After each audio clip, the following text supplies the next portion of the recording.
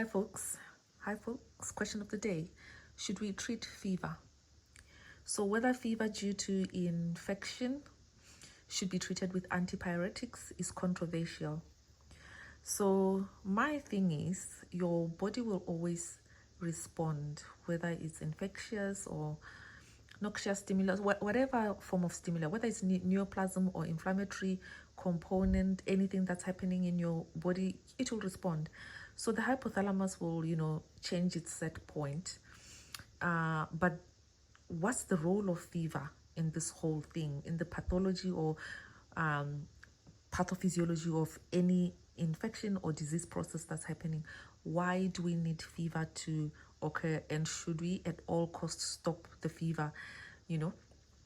Here's my 2 cents. If the fever is low grade, or if it's 40 degrees and less, mind you, I'm coming up with these numbers by myself, okay? And I'll tell you if I'm not, but if I am, I'll tell you. If the fever is less than 40 degrees, which is very hot, right? Clearly, this person should be in hospital. But should I be giving them antipyretics in terms of, should I be giving them cyclooxygenase inhibitors like paracetamol or ibuprofen? Should I or should I not? So like I say, if it's like less than 40 degrees, I probably wouldn't, but there's certain population groups that I would. So in patients who are particularly at risk, then I would treat their fever. For instance, adults with cardiac or pulmonary insufficiency or with dementia, because it can actually worsen their condition, right? So those people, I would probably be giving them like these Panadols, like 650 to 1,000 milligrams orally every 6 hours.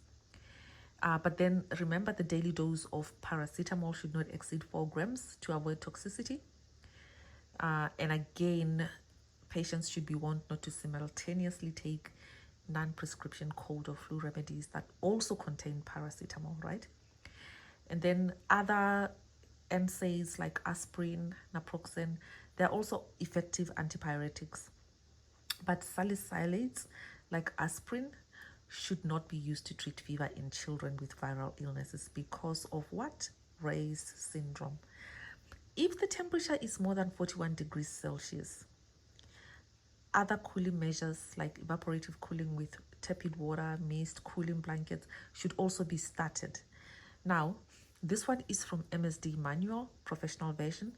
If the temperature is more than 41 degrees Celsius, then this fever I will really want to treat, because then you're going to get all this cytokine storm, and you risk why am I going blank?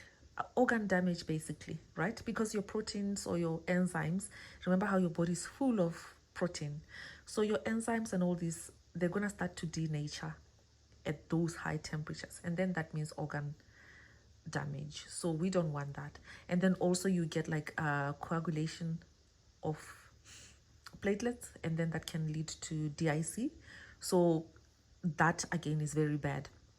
So yes, fever is very bad, but fever is not all bad, yeah, so it does have a role, but let's look at the temperature ranges before we intervene. That's my 2 cents.